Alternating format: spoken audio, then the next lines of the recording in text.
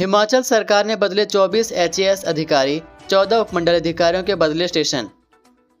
हिमाचल प्रदेश सरकार ने 24 एचएएस अधिकारियों के तबादले कर दिए हैं। इनमें 14 उपमंडल अधिकारियों के स्टेशन बदले गए हैं। ओशिन शर्मा को एसडीएम शिमला शहरी और शिल्पी बेगटा को एडीएम कांगड़ा नियुक्त किया गया है।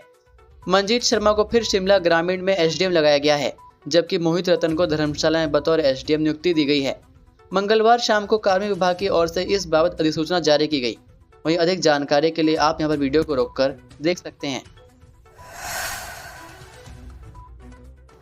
सेना ने किया मृत घोषित, परिजनों ने फोटो पर चढ़ा दी माला। 16 साल बाद लौट आया जवान। लापता रहने के बाद 11 वर्षों के बाद सेना की ओर से मृत घोषित जवान 16 साल बाद अचानक घर लौट आया। इतने वर्षों के बाद अचानक जिंदा लौटे जवान को देखकर परिजन भी हैरान रह गए। घर में परिजनों की ओर से जवान की फोटो पर माला भी चढ़ा दी थी।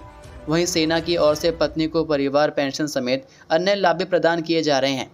घर पहुंचे जवान ने पत्नी से प्रताड़ित होकर नौकरी और घर को छोड़ने की बात कही है। नौकरी छोड़ने के बाद गुजरात, राजस्थान और महाराष्ट्र में रेलवे स्टेशनों पर भीख मांगने के अलावा चौकीदारी और पार्किंग में दिहाड़ी करने की बात कही है। इंदौरा विधानसभा की ग्राम पंचायत डेकवा के सुरेंद्र कुमार उर्फ मिंटू, उम्र 46 वर्षीय, पुत्र तिलक राज शर्मा, वर्ष 1997 में 18 वर्ष की उम्र में सेना में भर्ती हुए थे। भर्ती के समय सुरेंद्र के छोटे भाई की उम्र 5 वर्ष थी। वर्ष 2006 में सुरेंद्र की शादी पंजाब के एक गांव में हुई। सोमवार को घर पहुंचे सुरेंद्र ने बताया कि शादी के बाद से पत्नी उसे परेशान करने लगी थी और वह साथ नहीं रहना चाहती थी। वर्ष 2008 में उनका तबादला गुजरात हो गया और पत्नी ने भी साथ जाने की बात कही। वहां पर भी पत्नी परेशान करती रही। जब एक दिन वह ड्यूटी पर गए तो पत्नी ने अपने भाई को बुलाया और उसके साथ वापस गाँव आ गई।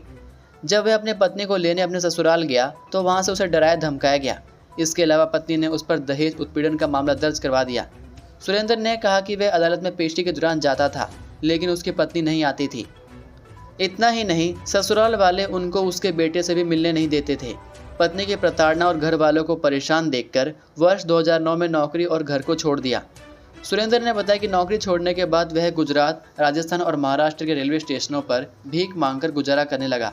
इतना ही नहीं, एक जगह 100 रुपये की दिहाड़ी पर पार्किंग में काम कर गुजर बसर किया। इस दौरान उनके साथ दुर्घटना हुई, जिससे वह कोई भी काम करने के लायक नहीं रहा। एक व्यक्ति ने उन्हें अपने घर पर बिना वेतन के चौकीदार नियुक्त किया और खाने व रहने की व्यवस्था की।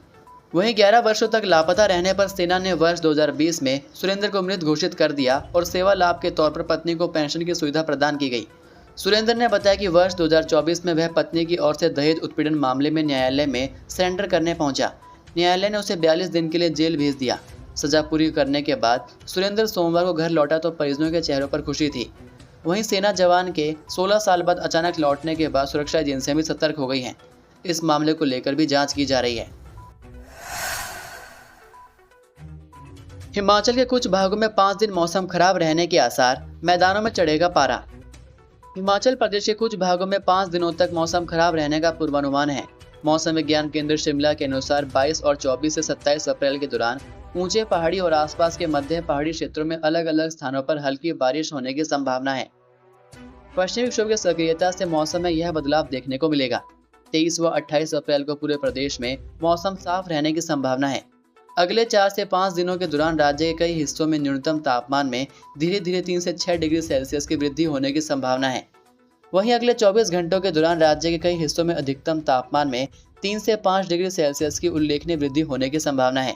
इसके बाद अगले 4 से 5 दिनों के दौरान राज्य के कई हिस्सों में अधिकतम तापमान में धीरे धीरे 2 से 5 डिग्री सेल्सियस की वृद्धि होने के आसार हैं। अगर आपने परंपरागत हिमाचली टोपी पहनी तो हो जाएगी जेल, वजह जानकर चौंक जाएंगे। हिमाचल प्रदेश में अपरंपरागत हिमाचली टोपी पहनना जेल की हवा खिला सकता है, और वह भी 7 साल तक के लिए। इस बारे में वन विभाग ने आदेश जारी कर दिया है। आदेश में कहा गया है कि अगर परंपरागत हिमाचली टोपी में किसी ने मोनाल पक्षी की कलगी लगाई या मंदिरों में धार्मिक उत्सव के दौरान हिमाचल के राज्य पक्षी जुजुराना के पंखों को प्रदर्शित किया तो उसे 3 से 7 साल तक की जेल हो सकती है। यही नहीं, घर पर हिरण को छोड़कर अन्य जंगली जानवरों के सींग या अंगों को रखना, सोशल मीडिया पर साझा करना भी जेल भिजवा सकता है। वन्य प्राणी प्रभाग के सीसीएफ की ओर से आदेश में कहा गया है कि अगर कहीं भी नियमों का उल्लंघन होता दिखे तो वन्य जीव संरक्षण अधिनियम 1972 के अंतर्गत कार्रवाई की जाए। मुन्नाल, जुजुराना और इसके जैसे पक्षी वन्य जीव संरक्षण अधिनियम 1972 की अनुसूची 1 में शामिल हैं। उनकी कलगी, पंख, ट्रॉफी आदि को पहनना, रखना या प्रदर्शित करना कानूनी अपराध है। ऐसा करने पर 3 से 7 साल की जेल और कम से कम 10,000 रुपये का जुर्माना लग सकता है। बोलेरो से टकराया स्कूटी सवार युवक, दूर जाकर गिरा, 27 साल थी उम्र। हिमाचल प्रदेश की सर्पिली सड़कों पर 2 पहिया वाहन चालकों की तेज रफ्तार और लापरवाही खुद उनकी अपनी जिंदगी पर भारी पड़ रही है। ऐसी ही लापरवाही बिलासपुर जिला में देखने को मिली, जिसमें एक 27 साल के युवक की जान चली गई। युवक स्कूटी पर सवार था और उसकी एक बोलेरो से जोरदार टक्कर हो गई। हादसा इतना भीषण था कि टक्कर के बाद स्कूटी के परखच्चे उड़ गए। मिली जानकारी के अनुसार मंगलवार को बिलासपुर जिला के बरमाणा पुलिस थाना के तहत आते बैरी रजांदिया में एक दर्दनाक सड़क हादसे में 27 साल के युवक की मौत हो गई। यह हादसा राष्ट्रीय राजमार्ग पर बैरी स्कूल और राव पेट्रोल पंप के पास हुआ। यहां बोलेरो गाड़ी और स्कूटी की आमने सामने जोरदार टक्कर हो गई। इस हादसे में जान गंवाने वाले युवक की पहचान 27 वर्षीय दिनेश कुमार, निवासी बैरी रजांदिया, जिला बिलासपुर के रूप में हुई। बताया जा रहा है कि दिनेश कुमार स्कूटी पर सवार होकर अपने किसी निजी काम से बिलासपुर की तरफ जा रहा था, जहां उसकी बोलेरो से जोरदार टक्कर हो गई। प्रत्यक्षदर्शियों के अनुसार टक्कर इतनी भीषण थी कि स्कूटी के परखच्चे उड़ गए और उस पर सवार युवक सड़क से दूर जाकर गिरा। हादसे के बाद से वहां से गुजर रहे लोगों ने इसकी सूचना पुलिस को दी। पहले मोबाइल तोड़ा, फिर 18 साल की छात्रा ने उठाया यह खौफनाक कदम। हिमाचल प्रदेश के हमीरपुर जिले में सदर थाने के तहत कुठेड़ा क्षेत्र के नखरेड़ मुशिया गांव में 18 साल की एक छात्रा ने फंदा लगाकर जान दे दी। पुलिस को शव के पास से एक टूटा हुआ मोबाइल फोन मिला है, जो छात्रा का ही बताया जाता है। पुलिस छात्रा के इस खौफनाक कदम से हैरान है।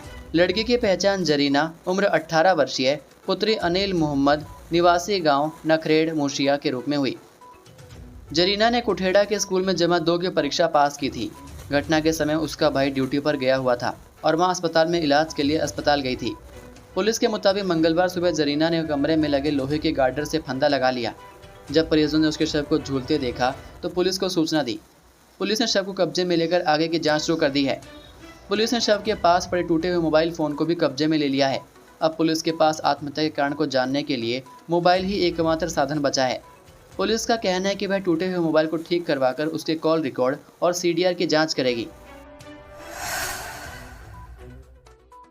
हिमाचल में 150 पदों पर निकली भर्ती, 22,000 मिलेगा वेतन, जाने डिटेल।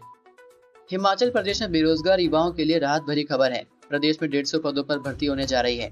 एक कंपनी इन 150 पदों पर युवाओं को नौकरी देगी। कंपनी युवाओं का चयन साक्षात्कार के माध्यम से करेगी।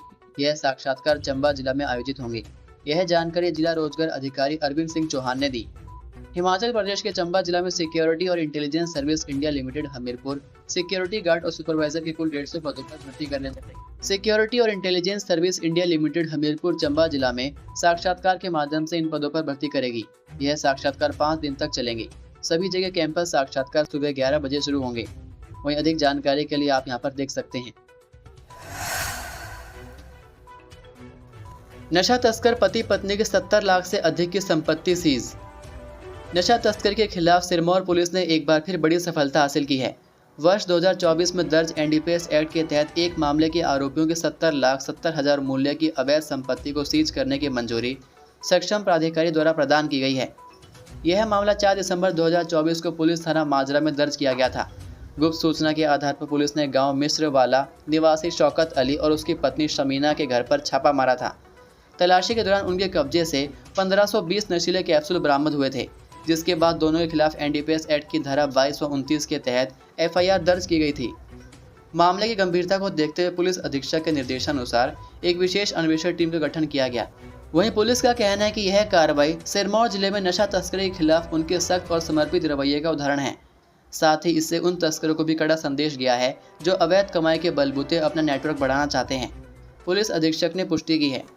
ये थे आज के मुख्य समाचार। हिमाचल प्रदेश की बड़ी खबरें रोजाना जानने के लिए सब्सक्राइब कीजिए DHP न्यूज़ चैनल को और बेल आइकन पर क्लिक करें, जिससे आपको प्रदेश की बड़ी खबरें हमारे द्वारा मिलती रहें।